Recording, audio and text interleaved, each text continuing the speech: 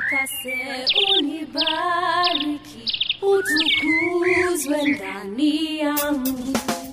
Mwokozi Yesu, ninakusifu, jina lako litukuzwe, liabudiwe, lihimidiwe, duniani na mbinguni.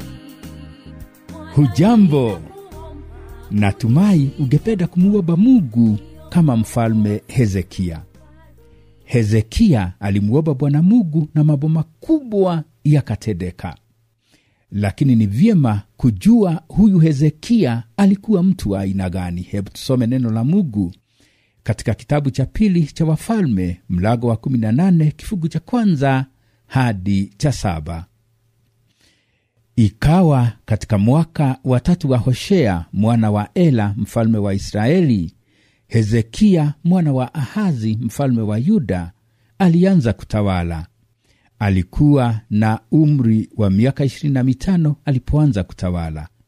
Akatawala miaka 29 katika Yerusalemu, na jina la mama yake aliitwa Abia binti ya Zekaria. Akafanya yaliyomema machoni pa Bwana, mfano wa yote aliyoyafanya Daudi baba yake.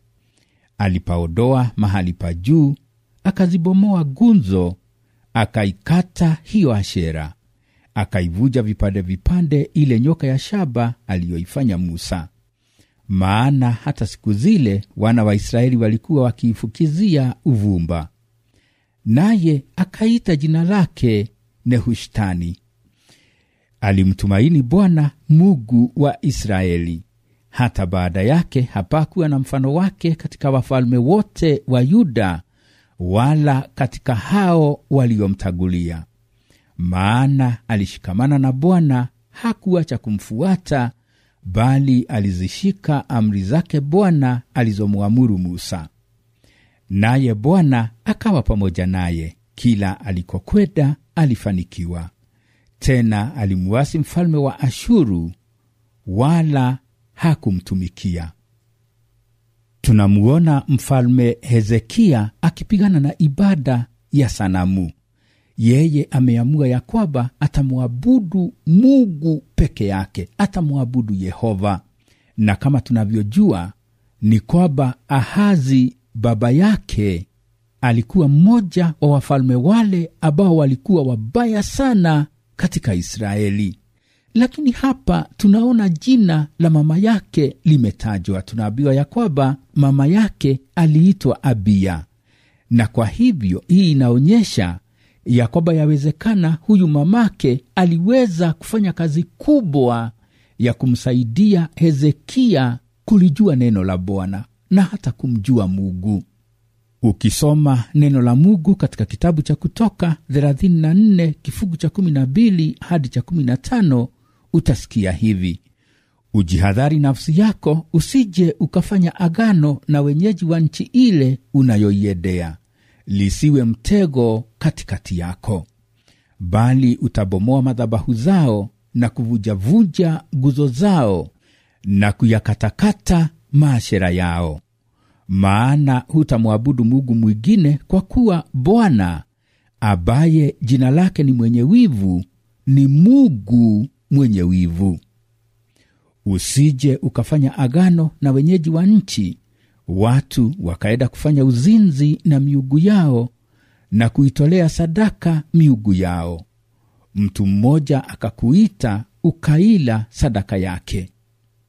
Hili ni neno ambalo Bwana Mungu alikuwa amewaambia Waisraeli walipokuwa safarini wakielekea nchi ya Kanaani. Aliwaamuru wabomoe madhabahu zao, yani madhabahu za watu wa nchi hiyo, na wahakikishe ya kwamba hawataabudu miungu yao. Katika kifungu cha 14 tunaambiwa, maana hutamwabudu Mungu mwingine, kwa kuwa Bwana ambaye jina lake ni mwenye wivu ni Mungu mwenye wivu. Huyu ni Mungu ambaye hatakubali kushiriki utukufu wake na miungu mingine, hata shiriki utukufu wake na sanamu. hata waruhusu watu wake kufanya uzinzi na miungu. Tunaona mfalme Hezekia analijua neno hili na kulielewa, kwa sababu katika kifungu cha 4 pale ambapo tumesoma katika kitabu cha 2 cha Wafalme mlango wa 18, tunaambiwa hivi: alipaodoa mahali pa juu, akazibomoa gunzo, akaikata hiyo Ashera, akaivunja vipande vipande ile nyoka ya shaba aliyoifanya Musa, maana hata siku zile wana wa Israeli walikuwa wakiifukizia uvumba, naye akaiita jina lake Nehushtani. Tunamuona mfalme Hezekia akipigana na ibada ya sanamu, na hata anaiharibu ile nyoka ya shaba ambayo Musa alikuwa ameifanya. Ukisoma hadithi ya wana wa Israeli walipokuwa jangwani wakisafiri kuelekea Kanani, utasikia ya kwamba kuna wakati walivamiwa na nyoka, na walipomlilia Bwana Mungu, Mungu akamwambia Musa aifanye nyoka ya shaba, aiweke juu ya mti, na yeyote ambaye ageitazama hiyo nyoka hagekufa. Musa akamtii Bwana Mungu, akafanya hivyo, na mambo yakatendeka kama vile Bwana Mungu alivyokuwa amesema. Hiyo nyoka ilikuwa picha ya Bwana wetu Yesu Kristo alipoagikwa msalabani. Bwana Yesu alisulubiwa msalabani ili tunapomtazama, tunapomwamini, tunapoiweka imani yetu kwake, tunakobolewa kutoka kwenye utumwa wa dhambi, tunafanyika watoto wa Mungu na tunaupata uzima wa milele. Sisi ambao tulikuwa wafu katika dhambi, tukawa watu wenye uhai, na tukawa tumepewa uzima wa milele. Tunapomtazama Bwana Yesu, tunaupata uzima na tunahakikishiwa ya kwamba hatutakufa tena. Hata wakati mwili huu wa nyama utakapolala, utafufuliwa. Hatutateganishwa na Mungu wetu, tutaishi pamoja na Mungu wetu milele. Sasa hapa tunaona ya kwamba wana wa Israeli walikuwa wameielewa nyoka ya shaba vibaya, na wakawa wanaiabudu, na kwa hivyo tunamuona mfalme Hezekia akiharibu. Hezekia yuko katika ufalme wa Mungu, anaenenda kulingana na utaratibu uliokuwako katika Agano la Kale, anazifuata sheria za Bwana. Yeye ni mwana wa Ibrahimu na anamfuata Mungu wa Ibrahimu. Anamwamini Bwana Mungu na anaushirika naye. Yeye si kama wana wa Skewa tunawaambiwa kuwahusu katika kitabu cha Matendo mlango wa 19 kifungu cha 13 hadi cha 15. Hebu tulisome neno hilo. Matendo mlango wa 19 kifungu cha 13 hadi cha 15. Baadhi ya Wayahudi wenye kutagatanga, nao ni wapuga pepo, wakajaribu kutaja jina la Bwana Yesu juu yao waliopagawa na pepo wachafu, wakisema, na waapisha kwa Yesu yule aliyehubiriwa na Paulo. Walikuwako wanasaba wa mtu mmoja Skewa, Myahudi, kuhani mkuu, waliofanya hivyo.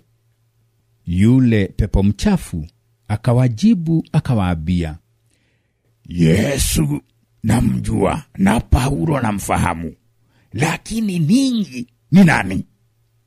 Na yule mtu aliyepagawa na pepo mchafu akawarukia wawili, akawaweza, akawashida, hata wakatoka bio katika nyumba ile, hali wa uchi na kujeruhiwa. Wamekiona kivubi. Hezekia hakai hivyo. Yeye si kama wana wa Skewa. Yeye anamjua Bwana Mungu, ana ushirika naye, ana uhusiano wa karibu naye. Yeye anafananishwa na mfalme Daudi. Katika kitabu cha pili cha Wafalme mlango wa 18 kifungu cha 3 tunaambiwa, akafanya yaliyomema machoni pa Bwana, mfano wa yote aliyoyafanya Daudi baba yake. Bwana Mungu akiongea kumhusu Daudi alipokuwa akimtuma nabii Samueli ili kwenda kumtia mafuta, alisema ya kwamba Daudi ni mtu aupedezaye moyo wake, yani aupedezaye moyo wa Bwana Mungu. Unaweza kusoma kitabu cha kwanza cha Samueli mlango wa 13 kifungu cha 14. Hezekia naye anafananishwa na Daudi, ni mtu anayempendeza Bwana Mungu. Tunaambiwa akafanya yaliyomema machoni pa Bwana, mfano wa yote aliyoyafanya Daudi baba yake. Anafananishwa na Daudi. Na sijui kama unajua ya kwamba wewe mtoto wa Mungu unafananishwa na mwana wa Daudi. Mwana wa Daudi ambaye ni Bwana wetu Yesu Kristo amekuokoa, amekupatanisha na Mungu Baba, umefanyika mtoto wa Mungu, na kwa hivyo wewe ni wa ufalme wa Mungu kupitia kwa Bwana wetu Yesu Kristo. Na kwa hivyo unaweza kuja mbele za Mungu ukiwa na ujasiri na kumuomba huku ukimuita Aba Baba. Ili kumuomba Bwana Mungu na mambo makubwa yatendeke, unastahili kuwa na uhusiano mwema naye. Kunayo hadithi ya mtu mmoja aliyejaribu kutoa pesa katika ATM, akaonekana kana kwamba amekuwa fara. Mtu mmoja alisafiri akaenda mbali na kwao, na alipokuwa akisafiri akaingia katika mji mmoja, na alipokuwa akitembea akawa anayaona mambo ya ajabu mno. Akawa amekaa karibu na nyumba moja kubwa, na alipotazama akaona watu wanaingia ndani ya chumba kimoja na wanatoka hapo wakiwa na pesa nyingi. Mtu akakaribia na kutazama, akamuona mtu akatoa kadi mfukoni, akaenda akaigiza mahali ambapo palikuwa na mwanya. Kufanya hivyo, pesa nyingi sana, noti kubwa kubwa za elfu zikatoka. Mtu akazichukua na akaenda. Naye yule mtu ambaye alikuwa anajionea maajabu akatazama, huku akiwa ameyakodoa macho yake na kukifunua kinywa, akasema, kumbe mimi huwa ninafanya kazi gumu ili nipate pesa, na zile pesa ninapata ni kidogo sana, na vile nimefanya kazi jasho limenitiririka na ninapata kidogo. Kumbe ninaweza kupata pesa, nipate pesa nyingi kwa njia rahisi. Hebu na mimi nifanye kama vile huyo mtu amefanya. Mtu akatoa kadi mfukoni, akaiweka kwenye mwanya kama alivyoona. Akajaribu, akaona kadi haingii. Alipokuwa akijitahidi ili aone ya kwamba kadi imeingia nazo pesa zitoke, akasikia, wewe, ni nini unafanya? Kutazama, akaona mwanamume ambaye alikuwa anakaa kama askari amesimama nyuma yake.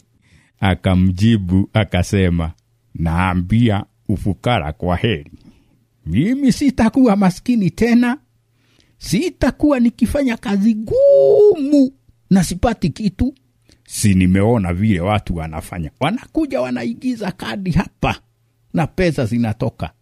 Sasa na mimi ninaigiza ili pesa zitoke. Na zitatoka nyingi, ngoja uone. Hiyo kadi umeitoa wapi? We kaa tu ukiuliza maswali. Si kadi ni kadi. Watu waliokuwa wanataka kutoa pesa wakaagua kicheko.